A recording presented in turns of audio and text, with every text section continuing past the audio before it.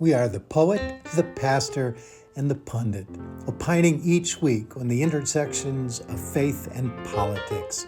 We come to you from First Congregational United Church of Christ in DeKalb, Illinois. We hope you enjoy what you hear. Thank you for listening. Well, hello, friends, and welcome back to our podcast, The Poet, the Pastor, and the Pundit.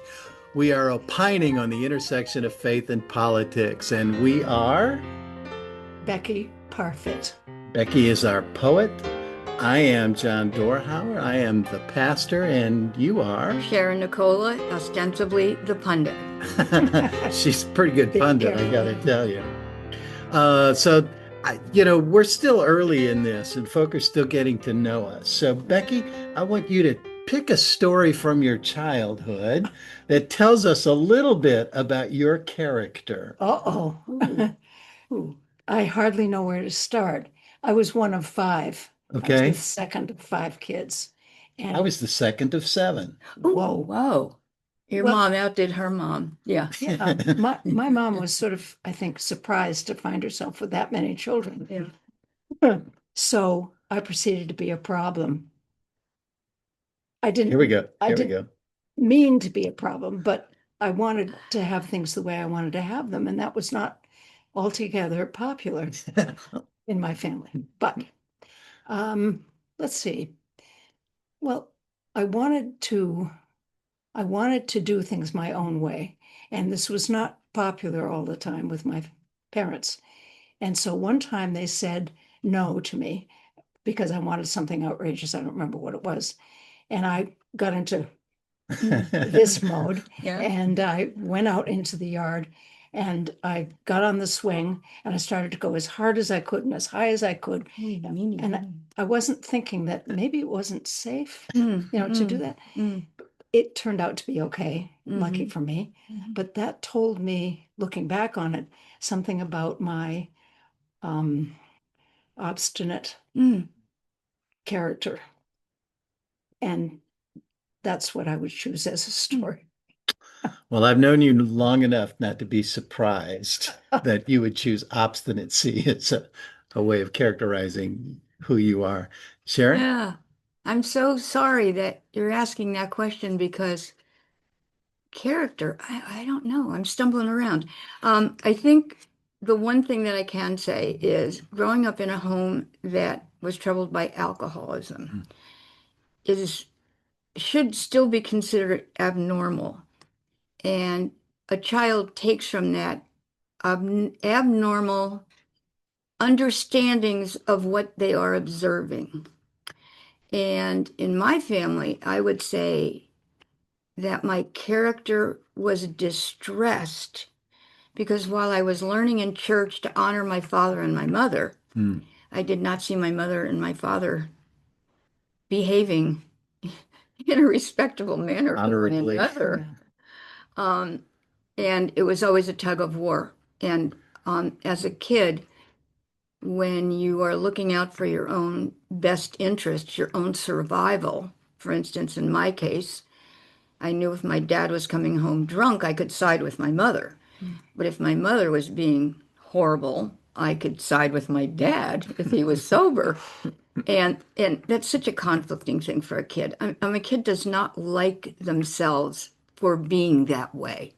Right. It truly is a survival mechanism. And I think it colors everything about, what I formed as my outlook on life at the time and my values and probably my character, because even I knew it was stinky to be that way.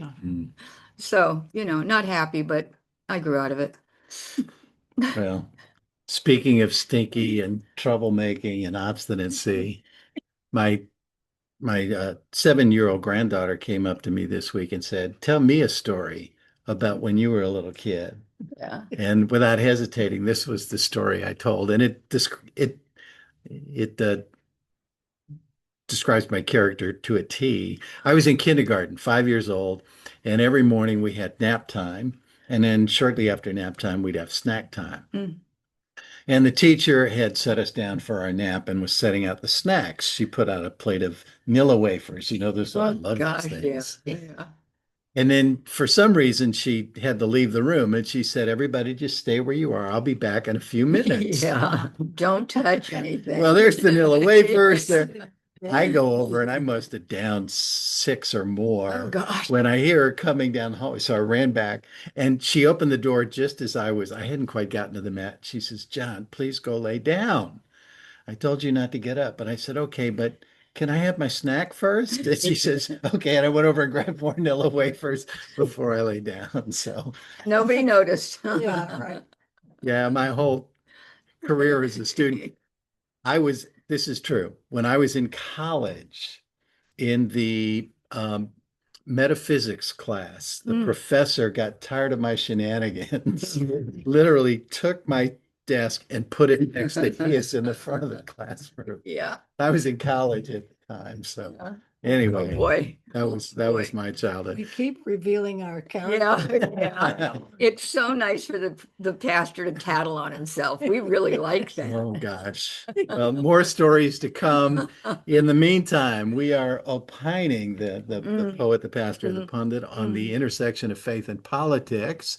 And there's some things to talk about this week, as it seems there always are. Yes. And I'm going to lead with what was this bizarre event on Tuesday, where the head of the Department of War now, Pete It's- Hegseth, That is not legal. I will not call it that. That has Thank not been you. passed by Congress. It is the Department of Defense. I don't care what he says. He's What's that body of water south of Texas, Georgia, It- Mississippi, Louisiana, Florida? The Gulf of Mexico. Oh, yeah, that. Yeah, that one remains the same as well. Okay. Oy. So they call in, what is it, 800 of the top 800. military brass from around the globe Mhm. for a meeting. And you're thinking this has to be really big, Mm. really important for them to call this emergency meeting and bring everybody in from the field. Mhm. And it was a joke. I mean, it was Pete Hegseth talking about fat generals, and no more women on the battlefield, and doing away with DEI. Mhm. But he did say this, and I want your reaction to this. He said that our military are going to scrap overbearing rules of engagement. Really? Yeah, I mean, centuries old Mm. articles about war and soldiers on the battlefield. And he calls them overbearing rules of engagement, which is scary enough. We're going to Yes. scrap those. Mhm. In other words, we no longer follow international law. We're going to do what we Right. want. Yeah, Well, international law. And our enemies, but wait, because in a moment we're going to find out who our enemies are. Uh-huh. Mhm. And he says we are going to untie the hands of our war fighters. In other words, these rules, these overbearing rules, we're going to untie your hands. You can do what you want in order to intimidate, demoralize, hunt, Mhm. and kill the enemies of our country. How do you feel about that? I'm disgusted and appalled, and I hadn't heard the exact wording, and I'm speechless. It's so awful. Can you imagine? No, I mean, I imagine you have family members who are military. actually, I don't. I do. My brother couldn't, he Okay. signed up, but he's like me, asthmatic, so he was not taken. And my dad was a young doctor with little children, so he didn't He get didn't get accepted it. either.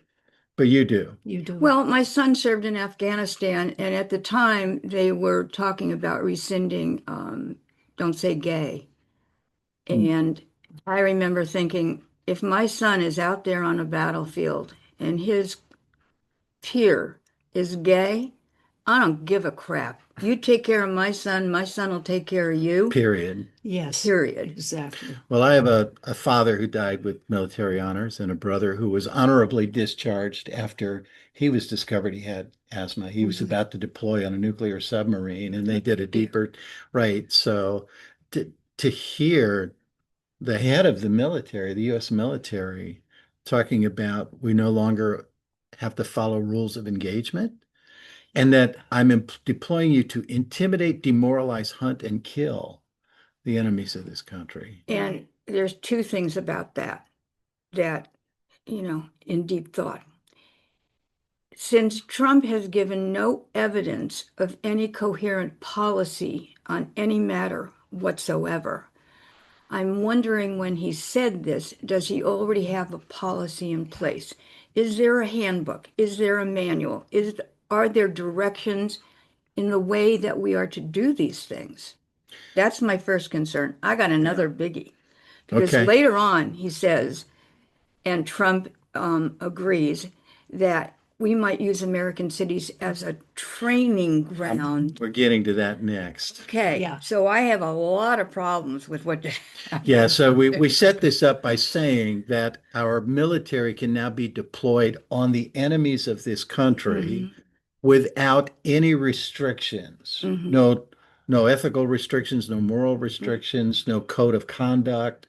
We're untying your hands, and you can intimidate, demoralize, hunt, and kill the enemies of this country. Then Trump would go on stage Right. and would answer the question, who is our enemy? Right. And who was it? Pogo? We have met the enemy, and the enemy is us. Exactly. Right? He's saying that Americans are the enemy, and not Yes. all Americans. No, the ones he chooses. Yes. And he would describe those enemies, and guess what? That's you. Oh, yes. That's you. Yeah. That's you. I. Right.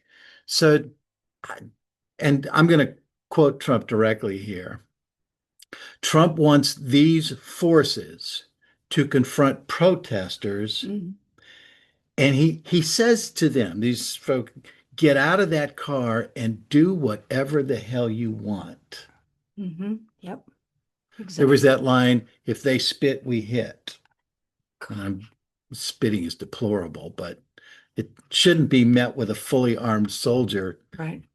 Anyway, if you don't like what he started with this. There was no applause. There was no laughter. Yeah. You guys can clap if you want. You can Yeah. laugh if you want. It's so And pathetic. then if you don't like what I'm saying, you can leave the room. Of course, there goes your rank in your career forever. Right. Yeah, your benefits, your whole life's work is just Yeah, just forget about it. out the door. Yeah. And he tells his generals, you're going to have to defend us from war within. Now, we once fought a war on these shores against ourselves, and we had soldiers in uniform with full battlefield regalia.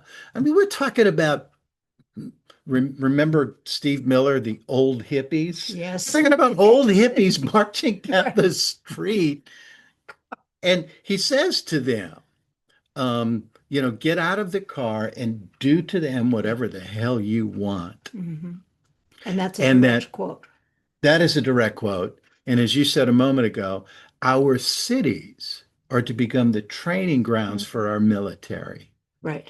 Do you know, if you just think about that for a little bit, drag. And I have. Yeah, Yes. me too. Drag a protester out of the car and do whatever the heck you want. Right. And all I can see is mass rape, because that's how you scare, intimidate, demoralize, and if Hunt. Yep. If you are saying that, and he is, Yes, he is. women in this country are even further down than reproductive rights.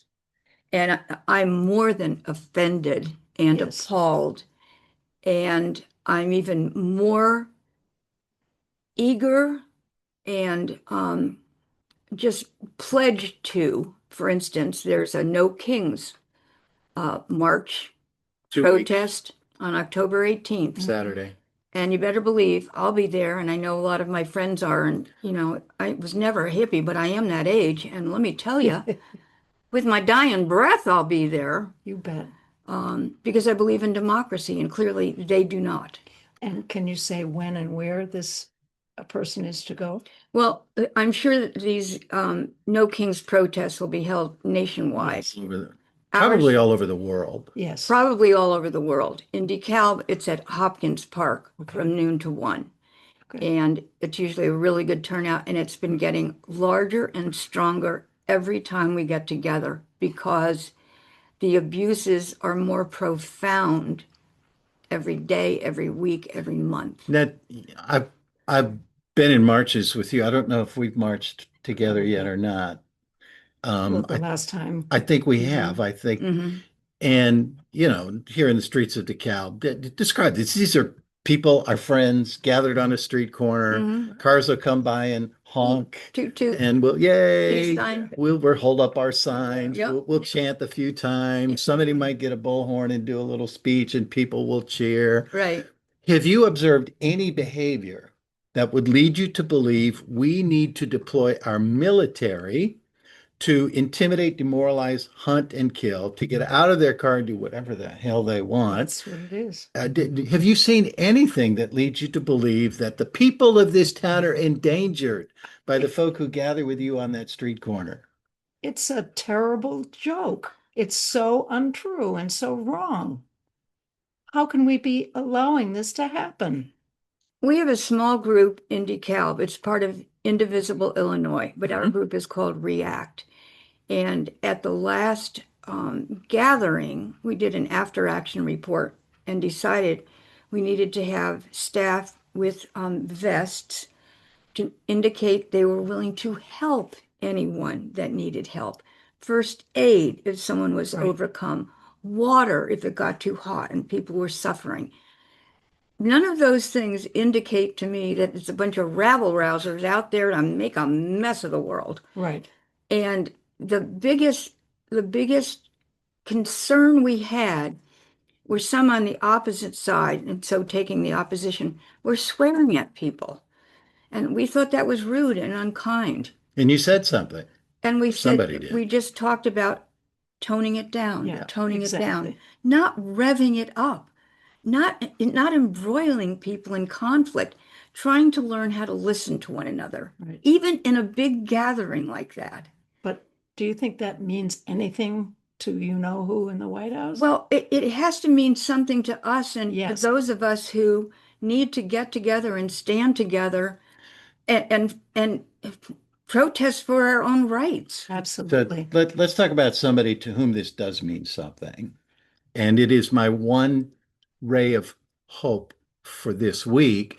There's a judge appointed by Ronald Reagan by the name of William Young, who wrote, I think, a 160 plus page response to a case that came before him that he says is probably the most important case of his career. And will Okay. likely be. And it is about the deployment of U.S. troops against its own citizens. Good. And part of this was a response to some troll, anonymous troll, who wrote him and said, Trump has pardons and tanks. What do you have? Oh, Wouldn't sign it. And the judge responded saying, alone I have nothing but my sense of duty. But together, we the people, that's a phrase you Yes. love, we the people have our magnificent Constitution. And he went on in that court ruling to describe ICE wearing their masks Yep. as the equivalent of the KKK Mm-hmm. and called them cowardly desperados. That's a wonderful Doesn't phrase. that make you feel good? Mhm. Cowardly desperados. I like that. Mm-hmm. It should be a homework assignment for every citizen to read every one of those 160 pages Yes. that William Young wrote this week. And it is sort of the first serious attempt for the U.S. courts to fight back against the decay of our democracy. Good. It's Mhm. high time. Yeah, With liberty and justice for all right, Mm-hmm. is how we end the preamble to the Constitution. right. We the people. We the people. In order to form a more perfect union. So that acknowledges that we're not there yet, but we're working But at we it. have a- You know, We have a goal. yeah. And I think there are some officers, retired officers, who are reminding all the military personnel, 800 of them gathered at Quantico. And by the way, none of them laughed. None of them No. clapped. No. There were a few titters and giggles, but basically no response. He was reminding those gathered that they took an oath to the Constitution, not to a leader. And that is a refrain that Commander Milley made. We don't take an oath to a president. We don't take an oath to a dictator. We don't take an oath to anything but the Constitution of the United States. Exactly. And Mark Milley is being slandered now by our president and the head of the Department of Defense. Thank you. Defense. It's the Department of Defense. They can't just scrape off words and put up a new word. Right. One of the things I'm now worried about is, not unlike Hitler with his SS forces, that Hegseth and Trump, of the 800 that were there, will discover who aren't loyal to them and will lose their positions, and they'll start rebuilding, retooling the military around loyalty commitments too. I don't know what the timeline is for that. Is the 3.5 years you have left enough to turn the military? That's one of the things I'll be watching. Good point. Yeah. Well, I think he already established his own personal guard duty. I'm speaking of Mr. Trump. When he pardoned all of the January 6th offenders, broadside, just didn't investigate case by case, just all of them. Pardoned all of them. I would say that's your first ready source of a personal guard right there. So there's your SS. And let's not pretend that isn't true. That's true. That's the world we're living in the United States. Good point. Well, that's what we have to say this week. As always, we're going to close with some final thoughts. Anything you want to share with our listeners as a final thought, given what we talked about today? It's the same, I think, as the last time. Yeah. With liberty and justice for all. Can I just pause there for a moment? Because I think that's really important. You know, we're an open and affirming church that says every week, no matter who you are or where you are on life's journey, you're welcome here. I grew up being taught that America should be proud of the all that we have created, and how people from all over the world will be welcomed here. Yes. Bring me your tired, your poor, your huddled masses yearning to be free. And you keep mentioning this all. And what does that all look like for you? It's every color. It's every belief.